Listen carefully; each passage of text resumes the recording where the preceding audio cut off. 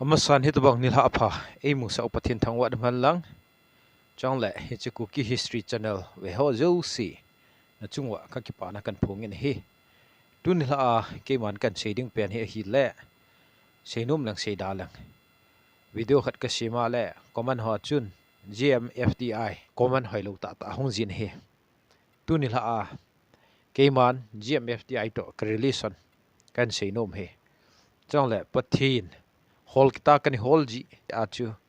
hichimuna thupu no khu kani mua kani za a changle kani ta asan the hin hichi gmfdi hi kin kani ha het be pun khat we ni we kaw ho a hin no do wa ai ha le thilabo mo en no do yi ho chu video kani mujin hi cho chu ken phamo ka sajin hichi ila awa athing lo tampi im na ka awa hi cho hi thil hoi ai pui ta chu kan la ji he a hin hichi gmfdi hi ke yin za le nam thuan seina o ka het hi adang ai pun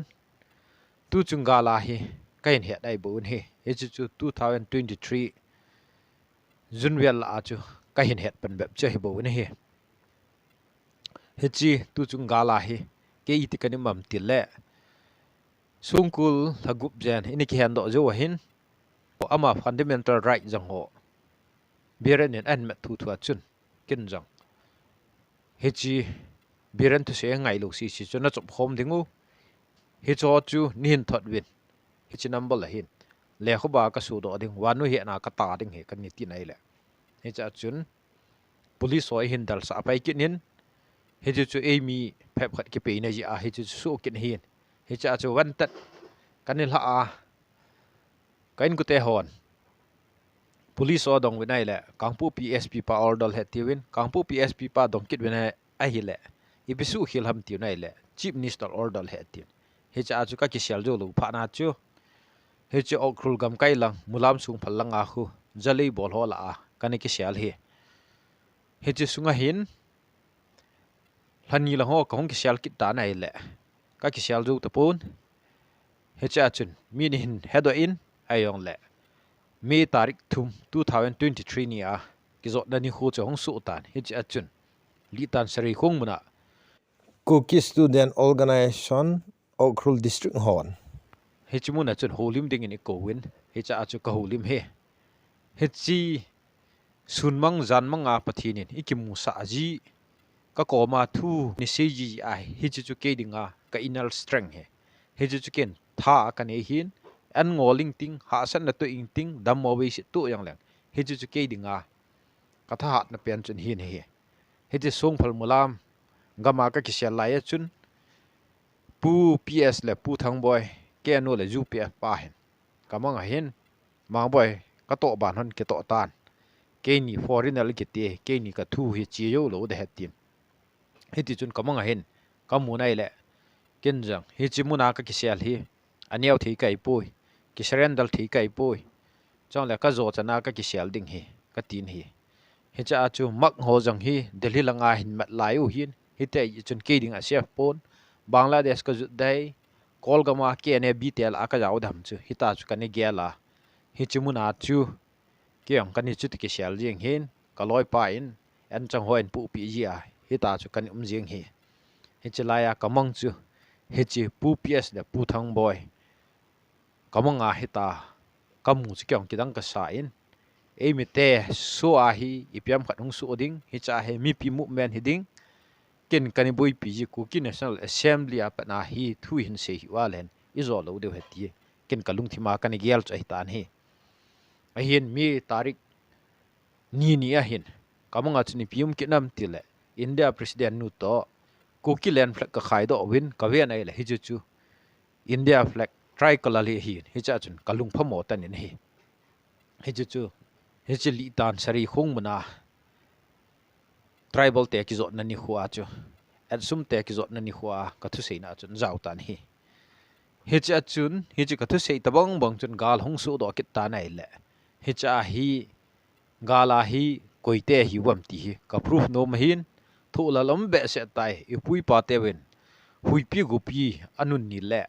ling pi kho ni le man ma si cha te kadam na wi king na wi ani tiu hi sap hum jing u te he cha ti thi gam wala kui ma chan man ma si tu man si tu hi ta bang thu hi nung se da ta hen kun se yong la ta san hian ti chu ken kan sei cho hin a hin lam kalang ha tek be set ji wa gal ka pan dinga hong pha na chun ke hi cha chun urang pat muna khu kui ma tun helu hi la he lai hanga hu komandal ka de tu hin he cha chun mei thal ka hing na wi ka dam na wi man ma si cha te ka dam na wi tin khulhang ka sam ben kan ka pan nei le he cha chun sadal lang pum pin he chi mei le gal he respond hin bol ta wen he cha chun lol hin na neo khat cha ki mui ai wangin jan kho akya ki kap tu na min he cha chun tui chin phai mul lang hon alal be set ji wa chun ke yong he chi mun na chun ka chi ki ne he chi mun a chu he chi urang pat gol ta bia chu ima chan ka koi pon he chi mun ai ka proof de heta he ke ka chi ki ne he chi mun a ke kap tu na chun gol ho mei chang amung bein ahung zam khawin anung chon tawi ai yong le he chi huta lang chun ke le ka ni hi ka hing nawi ka dam nawi man ma si cha te ka dam nawi tin ka sam nai le hi chi na la vial la am ho mail ho chu anung lai loi ma lai loi ti chon che la la win cham khat zo win gol hang ho hong kit win cham khat ka pang kit win mei chang bi mong mong pha nen ani jam ta win hi chi yo hen ke kalung athi thei pon training chu na ga gala chun phep khat chen ki bol nai ai yong le practical la chi ki lut khalo hin ti zat zat cho min bom gan ki za na hin hi cha hi nai le ke yin kalung thima ka pu nat pen cha hi le hin hi chi zat le nam chung chang thu hi ke asu tu ringa pathin deil han ka hiya le hing do ing ting ke man mong du mang da lo kamat na hi che hi le hen kuima la ito sanum lo hi la ga la hin thijing ta he ke ga lo a chani kun ke hin agum mo mo kai pui hi chu ka proof no ma hin he tui chin phai mo lo hong khal tai in lang kang pu lang ka zun nai le wa kan ho wa kan hlang hong boi kit nai le hi cha chun ken jang kamin ka khum du nin hi chi mun a chun jan thum ho hi chi gal chu ka ka win he chi mun a thing noi lam kai ho yang kui pangam no hong chu ka he su ke a hian hi chi wa kan hlang hong thim kit pha na chun ke yang kang pu pilang kal hung kit nai le kalung thima num pun hi te yi chun kal le chi kit nin mulam sung phalang chun kom kit nai le hi chi khamen lo hlang chu lai chu ka galut kit no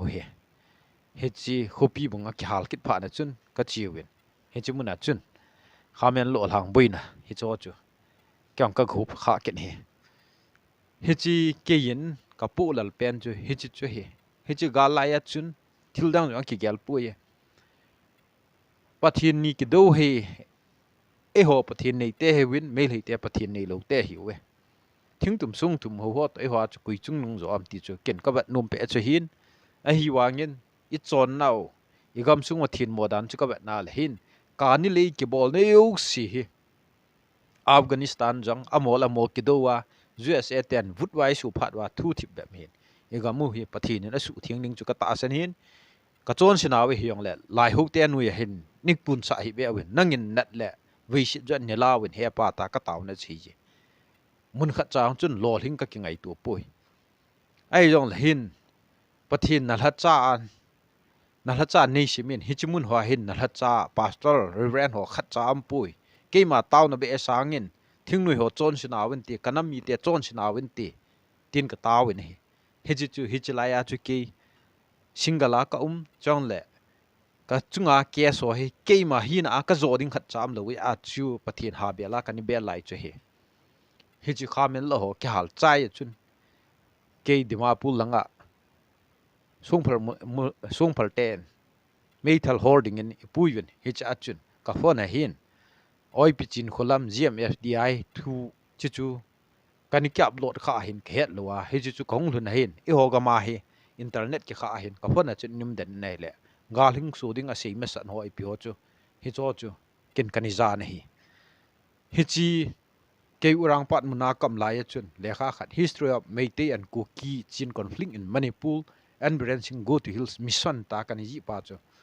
20 page in chu kan homin mail hei te to kol hon kinil na ne ne we ti la cha chu jingwar pa press nei pan in tha ku ke na history of Meitean Kuki conflict in Manipur ho 200 piece ling di chat ho hi chu ka hin ta phat ken hun he hi chu urang pat munaku na fana kani ji che hian he cha chun lekha hobdo te hiding chu katu min aji chu press on control wa media ho dordasan ho ge ya he amo dei de she wai ho chu timit mo sa in ke u hi pha na chu kyang ka thang tom hin he cha chun sumle pai chu ala an ding khepun he cha pha chun lam ka lang hin non su hon ai zo lang chi ding chin hil lu ding ni tim vi nai la he cha chun ka ga chin kong lo sam kit we he cha chun internet na chun thual khat kan ki mu kin nen net chi nam hlang aizol mizoram ho champhai dung ha chun heta chu internet chi chun kahin ki mu be ke nin kahin ji be ke nin hecha hin kyong tc network te ko ma ka chin zat la nam thua interview hoi bol win gal ka pa na het ju chun amon thu tampi idong win chong le khabu chung chang ho chu ka sein hechi gmf di muna kho ke ka chia evangelist te ni ko ma kho tawna neiman pi honin hechi ke le kha thim jong kai pui pathin nin ingan sia hial hin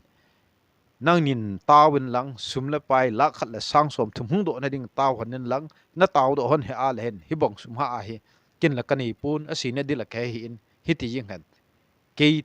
thimo ki chan pu nge ka ti hin he za chun i taw pi hon nai le evangelist nun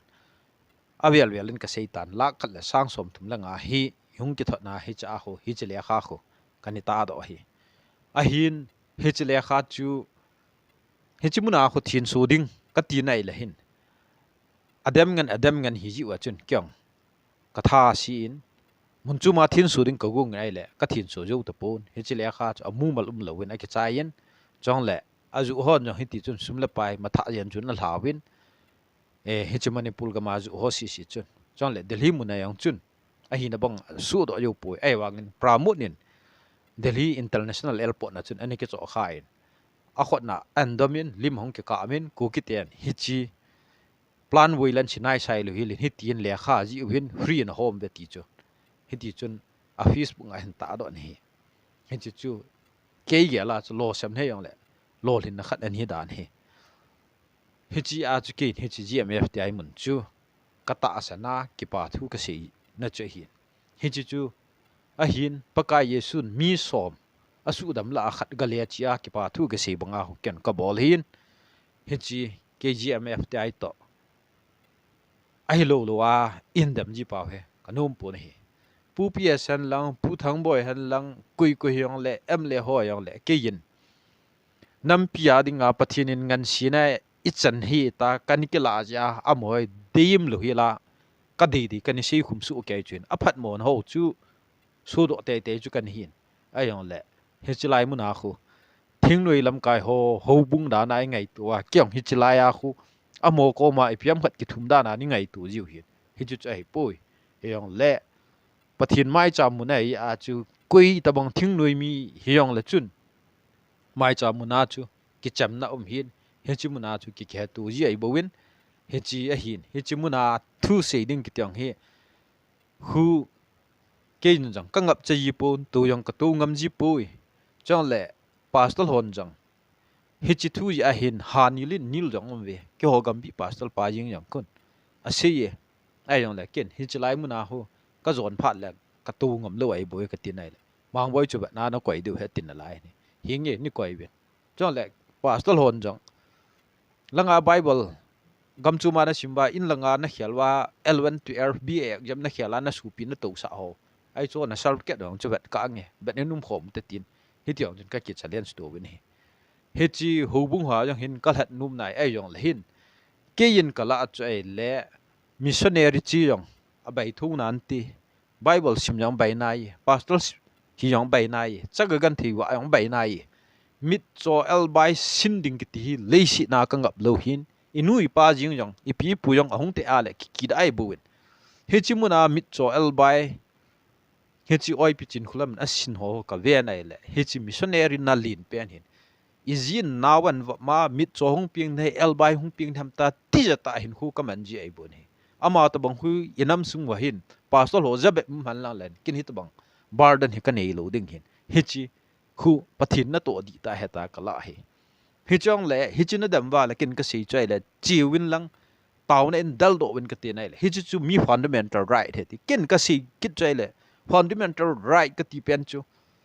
na ti thelo de we hi chu fundamental right ki ti thelo he hi chi thilapu he na ti pau hu dal do win ka ti ai bo win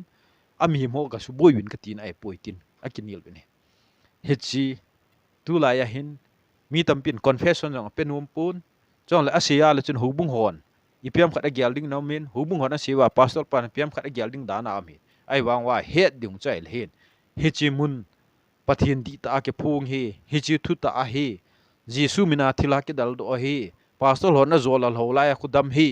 ti ta san hi inam sung wa hin tampi ta amin hi chi mun dem ho chu pastor hon ne khet lo wang wa chu hi chi mun na dem wa la chun bible sim wa pastor hi wa pathin hello dana chu min ngai to na thu seu tam zen juna min lai bo ti pa chu ka sei no men chong le doctor seilin hin confessionable na video ang kan hla ding hin chong le pu thang boy le pi nem chan hi chimun chu itabong ham ti en he honin chubana home pa Kangpokpi langa home pan jang ipini bolam tiong imu iza adu hin chong le doctor hegin thu sei na aku na khu video evidence so tu lai digital khang hin an hawal hung leng jang jung ding ai bowin chong le oi pu german hin chong le kangchup langa pa ho hin hi chimun ta san chu inam sung wa gal kap iza no mam ti hong chu in he deu hin pathin thu ki ti ho hi mi min chun mang thi yong chai pun tu ni ni khwa kin hi chu Kuki history channel ka bola hi channel haji ya and subscribe ko bol de ti tam ta mi mim sang som la khanin subscribe bol jong le pathin pa lung hlai na chu ka bola pathin lengam ma chal na ding thu di chana phun do na chu ka ni ya la chun ke dinga chu hi chu ka to man ding ai bowin hi chi i husung wanang le le ne chi ta san in sung wanang le le he ti ho chikin i ma chan ka simpu ni hi chu pathin na to di ta chu phiam ti le thu jo sei lo ding hin tu ni ni khwa i gam sung wa hin thu jo ngan i sei win ai le pathin ho ma sanga sangin e ho hi ikipal zo wen hi mi pui pa te khang wa chun press li song bol po we adi le di lo ma le thim po ko do win silpong beng win tuili lut win cha khun chai thu thu win he tu nin ken ko ho bam khat chun ipiam khat parson ka tinai la mon hi ti khat tin ti win ai wa thu tan na mo mong chi bolding wa la chun tuili custom dung ja i lut diu hi cha chu thil ki proof ji ai bo win sil hen ding ho ai pyo chi bol de ai bon tu ni ni khai pathini ngan si ji win thil hi pathin pa nan phun do chi nga ji hin pathin pa sa nga thu nei zo pathin pa sa nga hezodana kisa bible kin jong ka sim ka som viwal ka simla miu sin hi hen wai tabu he chi hedi set dana title ne ji wa pathin pa bol loading ho zat zat in se ji wa mi pi in se ji pha lehin gambi lam kaya pang bi pya pang ho chun bible in thin na tai lo pathin koi mana mu lo the tin sikhal raja ne yong le pastor lo ni ki piwa da mun lu de ta vu jong na khat chaw nei lo hi wit hi cho to pastor ho chong ki gop ji wa le me men to lin ta ta mu ji ham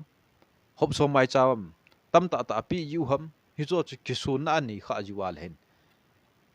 hi cho aku na chu hi chi thu pun mun ki thi koi ma chan a hi na banga he ata san ho yang hin thu sei do theilo wa a si do ne du pha jong pilo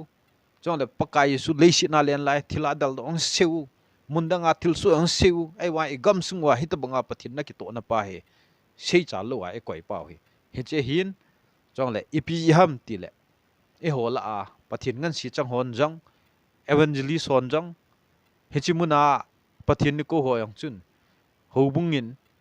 ka wi lu diu nai tai kem na bol thelu dai tai ti le he cha chu amon na he chi mun cha ni nung su nu yin tu ni ni khwa chu mi him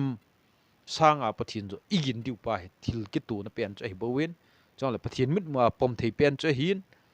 he chi pathin thu tai lo wa he mei chang la mi a za nei powin mi bang ni tam powin mi banga mp tam ta nei chief minister nei ep piang chi hi powin pathin ni bel hi wa la kui chi bel de hom a hin pathin ti win jisu hi izat lom lom da na siu ham jisu mina thil ki dal do khu ama khu duplicate pa ham ale original hon pina bolwam original Jesu kan e to chun pina bolwam cho chu pate ai ki la diun pathin thu a ku na hi yung ki tu pha lo le inam sungwa hi a hi na banga i tu khom thei diu a hi na banga ki cham thei diu a hi na banga na i to thei diu i ki ngai thei diu he ti pa he ke ma pa mai bowin kol la ba in delhi muna nan zat le na nam thu a se ya le amo hindu hay muslim ham jong hello kho ma na support hin ai wanga ke yin he chi gmf dai muna ka ga chia ka ga huli mana chu na hon hi ta ne do pau he pathin ho ni wen hi lo ham chu no ki hol win ka ti ka chon si na ka zon na tam pia chu ni dam lo chu mi wang pha nai diu hi he chong chu ki dam ai pui ti na lai diu hi ai yong le pathin ho ki tho chu ke lai ka lut ja chu hindu kham ke lai ka lut ja chu pi kham hindu hon na thu se ya la bon na dop sang the wa le ke chu pi a chu hi ta chu na se yu ha hi chi kin Israel a chi hoyong thakhat hi wekati aji chu thisana Israel hi weti ta san ni wa chi hi chong chu ka dam pui tu chung jang mo ga lang tam pin pan pi wen hi hi chi pathin ho wa hi ki nui si lo ding hin min a ta san hi pi a ta san ham hi chi ta san hu ta san thi nam hi chi pastor hon sei chi hi bible an sei chi hi bible in ki shel ding cabin ti pui thila dal do na ding thai pi wi lai khu chia la doya ki bol hen ti ham doyong chun hon na ki lap la thei lom bible dung zu ya hi cho chu i hon ki khol diu hi chi pa he ke man ka pu nat pe na ya he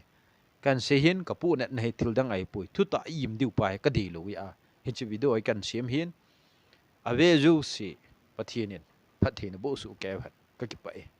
Okrul district hi ko ki te kha do na mun hi chong le hi cha ku na hi movement tam kilo thing lo hi on ung ki pan ji tu ni khon e ho slide gam ka ya chang lo hi neo ku win chong le tu ni khwai lung net na ho mi pi mu a phung do thia mi si wa yong ki pa de hi lam ka langa ya bol u chum nan ti ku langa si u chum nan ti hi yong le tu ni khwa thilung lung ho na hin pa phi ni i tao na uni sa na mei lei te nga man cha yesu piu na ka te nga man cha e ho lung tu hung so do na dinga government kil se lo yu ma asi nu ka tu a e ho dinga til khat hung ki hung do ding he ti hi ikinap la lo deu hi hi ta bang thu gan theina lo hi la isu khong be hi la chu e hon gam tum nei thei lo deu hi chong la ki ho lo hi nei lo go ani we lo chin ma chai pun ti pathin na liang gam na tong dinga mi hi ma ku ba nga hi nam na tong dinga iku kha ji wa tu ni khwa yang alem changa hi chimuna hi hung lu the ka hin chong hi ta bang event si hung rao the hin chong le ke so te hin ko ki ti te hin ama ni chunga a hin chong ho so pa ho a ko mo yo si chunga ta ki pa na kan pu ni chong le mong yang he ki dang dang kan ni chi la mo ju to su do ha ni ve ta wen tin pu ps ke ni foreign electric ye ka to ban mang boy ki job na ti ke yong lai no okrul district ngai ong xiao do ka yin aba ni tu yan ka mang chu Kuki te dinga ka tum dingai ta nyen ta khai do na san na thuai poi so a su muai mu ngal da ki se hi cha chu dak ka khai do cha kin ka poi pi pen cha le education lampang le jut e fil sang hi lo da ti wa cha hi tu ni ni khon gam tum chu mu san kwai yun lang hi chi mu na chu i ti ki wai hom de wam ki pa wai ha ge la ge al de ting noi politics ki chai chai mo nu ya ku nai mu wa le North Korea le balma te ki pu ta bang bang che hi tu ni khwa hi a pha phai ge al diu pathin tu ta ki do ge al diu a pha phai ki han do diu mi pi opinion pu do thei lam kai bu chi ki han diu hi tu ni khwa kong hi MP election lang la hin e o lung gel pu do thei ku mam ki o tung ki so hin a we la hung kyung thei lo ding hin e yong le lam kai ho la hung ki we a so thei chu 2024 election ja mi bui pa nai ta chi lang la khun okrul district ten em le em ho ni ju hi yong la chi MP a khu no ho dei mi pi dei cho la ku ki te dei hin si do thei ju so do na dinga ke yong ki beijing ke yin tu ni khun a hung ho zo si pathin na bu win tin nam pi ma cha la ding pathin imong cha ying taw ka ki pai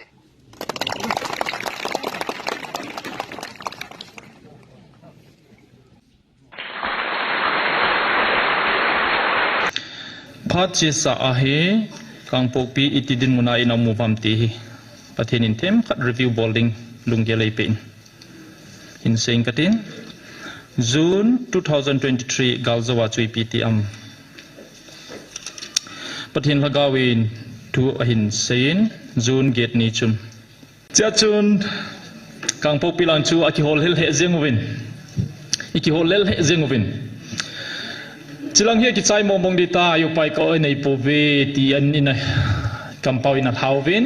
azam dingi ki chuwin zam lo na ding dong ki gi ubin azam man jong yung ubin gau thu sin jong chilang hi khat ve ki chai ti he tia sei sa he tia ke ko ma sei ka loi ho jong om ubin alung neu he zeng obe diam zun get a chu ni tha chu pi hung tiam tia hi la patheni na hin sol ha gau chun tu pon ani chichu chilai chichoi hon na simule nei zui theu hi page 6 na hin page 6 na zun get na chu veleu chun ninga sunga hi chegam kai hi na myanmar teuwin alon khum dinga hitai sungnu sini zat ka tiam nili kodo thei thei kodo tawin na myanmar teuwin hi che na ko piu hi a felel the zingovin hi che ila zo le galzong nga tawte akitiuve nang ma ho hat na awang ni thum to bang na tin zo diu zo teng pat chon nem ki he to banga pai cha hiana na hin don khum diwa hi tai ke ma sang ta chu ki se na hap thu zaw lowa thu ki se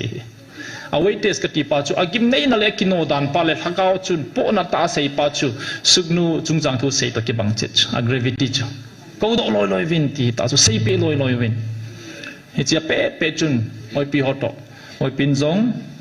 lam kai ho phone thei zo se phone in ke ma sanga mi li lenga ka hiun loi le pai ho phone thei ka phone in ken wang phone di ka hau point khalani bo ka nein Kangpokpi lang ka chet na gama hi lo ji sun sung lang wang chu mi tampi ka phone man ai azan zanach hi chu hin cha chu hitina hin sei ki ama wang agam lam kai ho hilai gmf dai munai dunia pat ni thum sungin ke to ki hodin hu hen chiteng keman agamu ka hu pe diu ahi ati na solution jangan pe tha cho ke sei zaw lo he om cha chu chi thu chu ki sei pe hi in abol di dan zonga hin sein sepai hon gari Kangpokpi tolut masading sepai holut masading si chu a ko na chu na mel mateo lampian hon pi wa hong diu he tich ke ma sang ta a oi pin kenef lam kai sar thangboi cho phone in loudspeaker kangai aki hoin heu hi tabang thilum tai i boi deu hi tai naung lo wa hi lei thei lo ding hi abol di dan zong sepai ho gari hung run masading ati la hoi la ya inum ham wang kai point window da doin sepai ho hung gu de ati he ke ma sang ta hung nge da hi u na Kangpokpi pa chu akai chu ken ka thim point chi chu ase aki dang to ve ati he jing ma ma le na hung deu nang zong na hung de ati chu he hi nge tia chu ki khen hon na he ai banga chun thu ka za dan chun jing kain pastor kharaga chin ahong dewa gamatai mun tina pathin bel thei hi chi hel khel ngai poeti minister nu na jing chun chilai mon oi pin phone kirin neina tau pi upo aboi momong ka hi tau ve hin ti aji pa wanga hin sol ta poi hin la oi pu chun convince hi che chun athal hengding hom pa zonga hin solin pastor pautin gen vai pin hin zoin mi nga hong ove chichu jun somnia jun get nia sei jun somnia hong rong heuve hitina sevin pastor khat jaunan chiwa simleu chuna kisun pastor khat jaunan nam se pailam kailu bo che mi gup zo he ahungovin pakai hopi na changpu mina kinung leovin evangelist ni thu ai se pe diu ham kiti chu a hitapon phone a loi ho se hiuve a se pe pakai ama tai nei ho pi vin i ha sam nau zo se pe we tin khat pan a loi ho phone ina se pe na hi na gala thu za to muna ki khina na he thimu wa gala chu oi pin thu se pe wa chilai ki phong hi roban hi de hi sau cho ama zom ai wanga oi pu thang boi chi na chu ama ta hong thelo wanga chu apel ngam lo beidong mama chu hi mai theina a hin sol cho na adang ho zong amin pha dang kati representative hin sol he ama ho bo hi lo he chi chu hin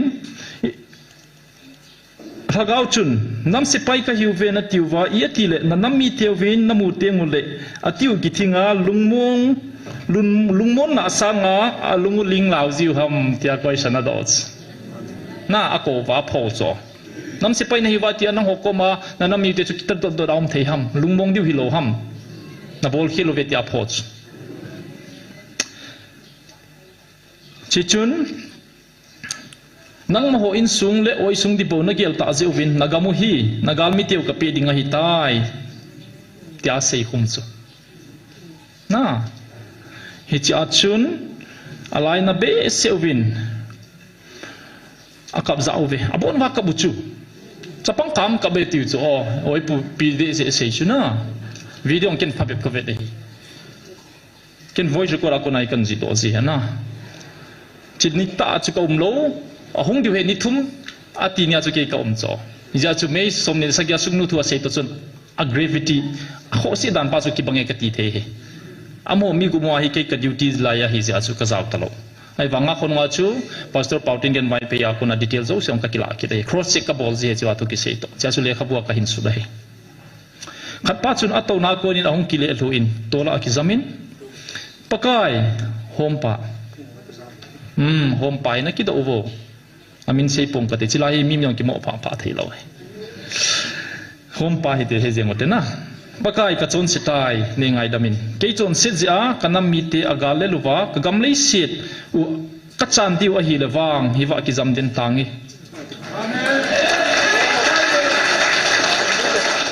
thoki da tange tin alai chat tai alai chat pa hi oi pi nei sei pe in gi thupi ma ma ding hi na alai chat chun ke e ko le phadi hi ai ti na su ing ham ka he lo he a ki si dan pa cho gravity sei na he na a ping tha hi ta cho na nam se pai ho mi hi longa chila ya pathina nga ki turu da ki surrender hi cho ka chon si ati la ping tha a ki si ati nai chu na a ping tha sa jong hinan te hi jong le nam ngai du na pa ping tha pakai ngi bang ta chedin zo hi jong leo ti chu alubo se se hong na ti hein hi jong le pathenin kisi puma zo chanwa ga mi te to pathenan bel se uvin Kangpokpi district chu pakai ven binana chang taw ve pathelo pi hen anung chi wa jong Kangpokpi ki bang pawa aban bana hi tia chu taw na nei dinga an ngol taw na ding ho se wa a chu hong rung pathen ya jong chu nam pumpi lampi la highway la ngan ngola taw hi ve na he chichu pathina bel naw pathin answer bol ba hing chi hi pathenin ina chanding sau ina ven pe ukhat chu pating le hi chi highway hu galmi ten tu je nga jong a policy ki bang hi chu Federation of Civil Societies ho chun palki etum chu lam ka hung golo pi cho aki gon dan chu na mu wa press release ho chu lam kai se se hu senapati thun go hi bach aki god dan mo chu palke te di government a kham nu nga jong ki go te hi chi highway ko poi mo da bung som le group 17 18 ata san te chu melchi na hicheng hin azuya ke ma mina thilha ano do diu pau chom choma thowa khuda gulte adop sang tiu thina thei gutui don jong leo imati lo diu a hi ana dam mo chunga khuda ngabule dam dinga hi na chiwa ki bol thila ki no do hi koi mina ki no do ham sevo Jesu new mom khat bo me ke het chanin Jesu new ma duplicate pa ti inei se te tilwang ka he poi public view wa live fa thila ki no do ki ti chu koi zo se bol the hi lo chu koi ma a koi no nia baptist church so kana pastor hon thila no do te mule room khala ko yu wa hagawa hat cha cha pi thinga ping tha sa ho boin asunga mu wa thila ho chu no do ziu he video ki la lo he la he athu ki za tho ho nei sei pe thu a ki chop dana pen dan ho gulli ma wa dan ho sei pe ami du hung san ti ho zo se hon lai fai mu cho na chila ya jong i mu jeng je shu mina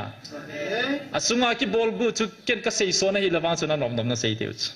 chila na mai chang tau ba je shu mina ki bol pa chu chi chu jong chu i dem the na lai chu chi bang banga chu Kangpokpi gam jong chu kala ade hetes mel mate khona ka pi hetes azaw ve ti so ka do chu ka kholang wai za chu na ki puna di sat ve to kholang ko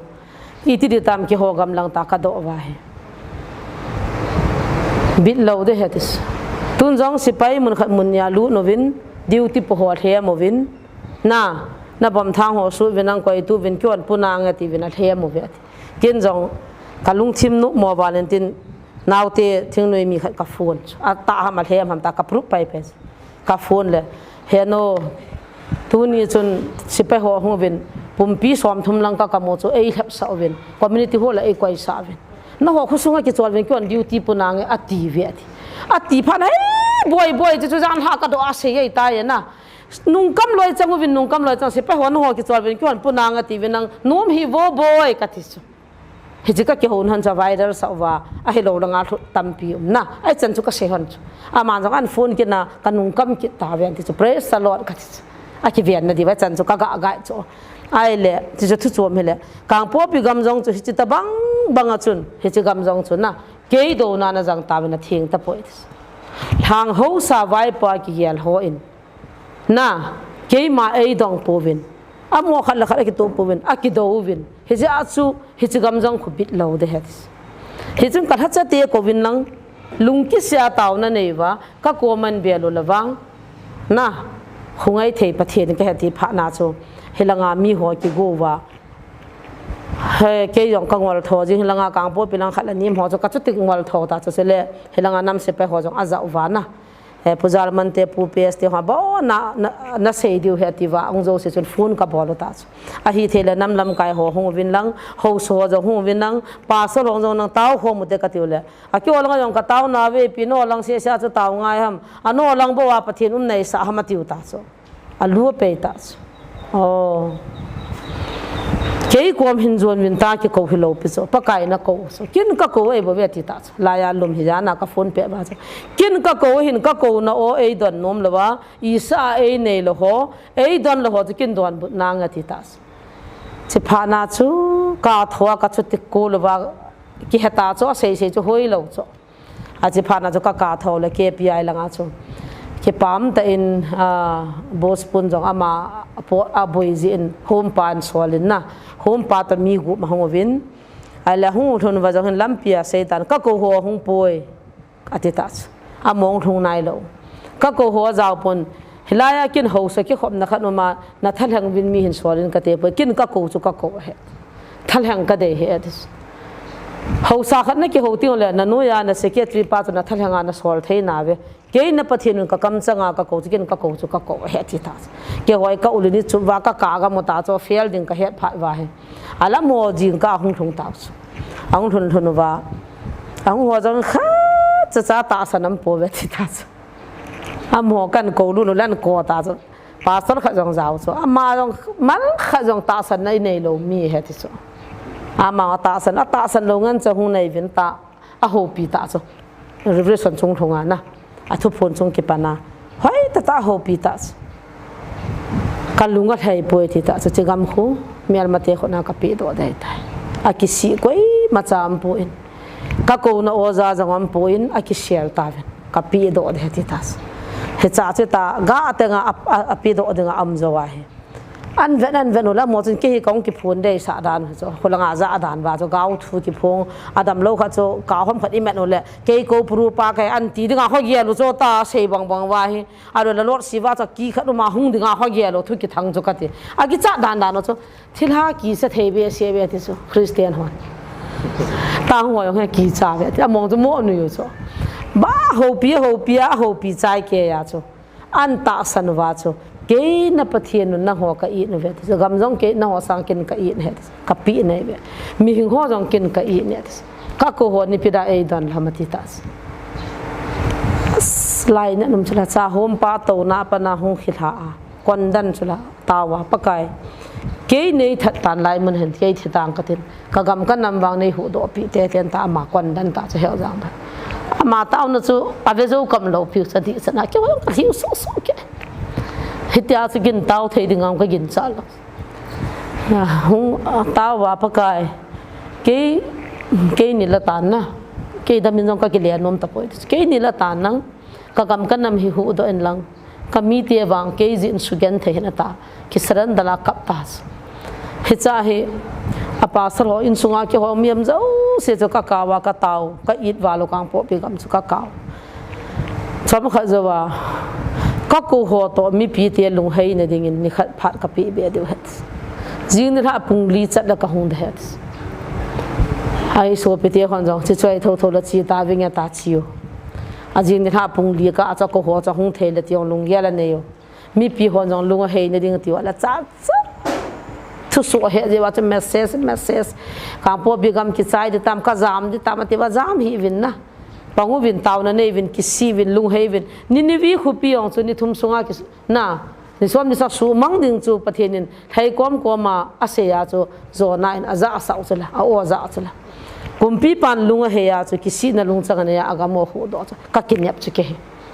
jing ni ha pung li chana chun mi pi na lung he hen nang hung lo na lung he hen nang le pakai na tong nan te chu kinyap na ka nei taus ai bang ka ki khenu chu kinyap nam talos ka ki khen vai na ala jing ni ha pung lia a hunga he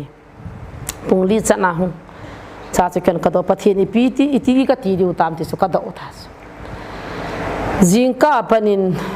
an la tui ne lovin nu naw za pang le mei thai cha ga ho din sunga na ka hoin sunga akidin atawin akap movin a hin khu chan num livin na kisi na lung chang nei vin akap movin aka oginu to helai ka thacha pa hung pa a chi chun lam hlong ke na mil thia hol poi ti sa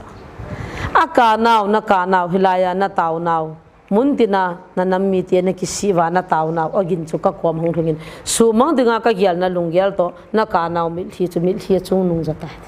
mil hin chi chup tan ken ka sumang thei ta poi pakai khungai ji pathin lungsi thim pathin ka hin na ka naw ogin le na thum naw ka don bonin hi chi gam chu a hung kun wala ninga jong na din jaw de het ninga jong na din lo de ti cha la ro ke wa ninga sunga su mang de ti ken ole a ke ni ninga sunga Kangpokpi ki sai re ta da than ki ro hi chu ka ti a hung wala ninga jong ding jaw lo de hi win ai wangin na pathin un tun hunga na hu hi jong le am na cha gal chu kadin pi di wai ta kis mi pi te ka na ogin nu naw cha pang ka na ogin ka tha cha ho ka na ogin ka ngai ngam poi na mil thi win achup ta he ji chun kin hung sit thim pathin khungai thei pathin ka jin kan khungai ve wo a se cha cha mai la nga ka thai do ke na thu phone ki chai nai lo ka phone le lam ki ma phau a mo jong ki pau khulanga pastoral ho al mi pi ho cha message ka thawa ka phone ki wa ka sei pi la nu te hon mo bung la nga in phone ho chun zana jong an na talo jing ka jong na talo ni tha jong na talo hita chu mun khana chu tawa kap danwa hita chu in zon do wam dan thas aman thai na cha it wa lo na ai chu taw na chu pathina san hita chu na tu nai ka nawi taw naw so he ji chun he ji KPI gam hi he pathini ka su mang la dinga ka sim thai ta wangin ka ngai da min ka hu do et pathin thang wa na manang chu tu chunga athil se alen do dan da thil dan pa chu hi chu KPI chung chang thua na tu cho non jang tham khat ani chi sau thim ta in tu hin tu do a chaina na ga dong jing leng to hi thu do a chaina kan do num pin hi nangma story a hi in nangma thu sim ngel jang hi that meya i boi lai to wa phai sunga o den na hin hom pa to na sata hindo na hung chan ho na hin chil nang jang hi survivor khat na hi na dola ke ho ga ki sei mai le Kuki tia dinga lamkai lubo khat jang na hin chi chung chang hi tham khat ipiti na hin do ipiti na hung pot do ham ti hi mi tampin a het so ke diu hin ipijinam ti le to mi tampi saidan hi le front line ai lo le mi tham khat boin asu kha hin lamkai ho jang na saten effect asukhaye ti proof na thei dinga nangma hung survive dan nong hindo dan thusim hi chamcha nam mi pi te anga nan sei do thei diam sara chaina dinga enge third me chu infala meeting ma hen government ke ho na lamfela SIB officer hichu ki ta ya chu azinga chu meeting retium de hen a hen anilha en I het ma bangowen boina om tan lam kalang hong kilerin cho kile ti pon phaya hom pa helowen defense pa yo hen hong sei to ke ni khel honen phaya chun nithum lan thum ko all honen ai chiu chun army hon that para hon dan ini hung podo oven Jana to convol to ito kilhana hong kile go do le go renge ka phao khun it's airport ko ma sipai camp kharum ko tiwa khun ikinga pa di re tin kanga ka omu ben pung yaram khat ka omu ben jingka pung khat pung ni lang chun message hongin ichi thailo dio hetai besen puro firing o meti akile ke do ben IGAR South chun dan khat ka gi azing ki pat do ding dan chu defense person gam la go ahead aman suggest about chu pai hokom direct lam kai ju sang pen jan de langa kon ki chi la payon te ti ale convoy ma chun kong ki lam ki do tu a ka ke no ke ne a den khau mo nu le cha now sandy de ka jong chu ke ho to ko thla no ke chu gari khana scorpio khana he ka to kanunga chu cha nu le now sen chu to chipai khat le major khat ma chung gari to lesin voting a sei dinga chu para ho hi ja chu ka hung hoi do pai kan pat do jingka pong som la khat ching je mai ka ho imam lo du che ko bao kan phao le hoi la ham kana ko na chu locket and a ball locket to som tabang ka pe lo palel gei ko mi pi chu cha khe bi eng aya chu para ho chen amei thol cha hong ko Israeli made Uzi ti ho ko da ne ke to na gari tol pang chu major khat hen major pang chu so pi ho na go ho ai ama chun long ge men sa hain bol ta du ka ding diu he ti al chu ko ge le para hilo na sam rifle ki ko ki le sam rifle ka sei shit nei pun mi pin block han lang la mo ka lo mai theu mai lo chun chan sa la ti hom ti chu kalung thema mu ka sei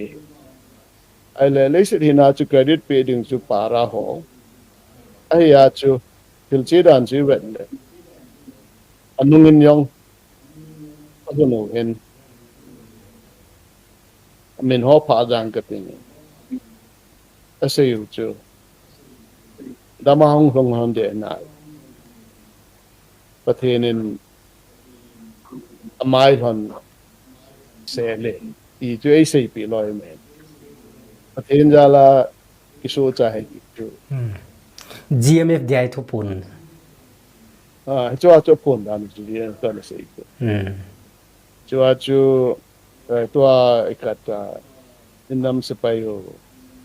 Hamlal German hen TS defense person for na hoila na patom tile hilai ka pataw tile GMDF cho sing cho hile ikat defense person ko now say lo wang so all I see and pel among from in mayo sele ti chu kalun wa chu Hamlal ko na sa ya cho pathen wang e pi we e in hoi dong ti chu hi enge thu te in chamlat sa diu thu yo in hel o jing du hi chi Kuki history channel we ho jo si chunga ka ki pa na kan phunge